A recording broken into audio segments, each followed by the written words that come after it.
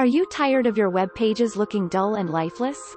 Do you want to add a touch of magic and make your website rain with vibrant colors? Well, you've come to the right place. Welcome back, everyone. In today's video, I'm going to show you an amazing trick to make it rain on your web page using the Turn Off the Lights browser extension's dynamic background feature.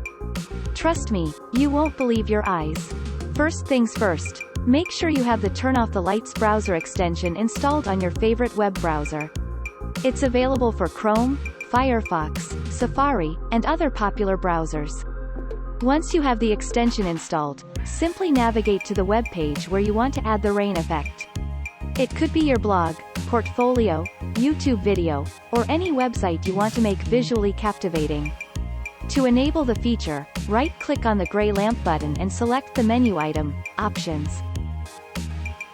The Turn Off the Lights options page will show up, and then click on the fourth button, labeled Dynamic Background.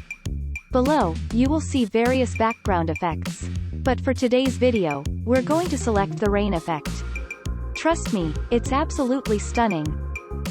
Go back to the web page, and click on the gray lamp button.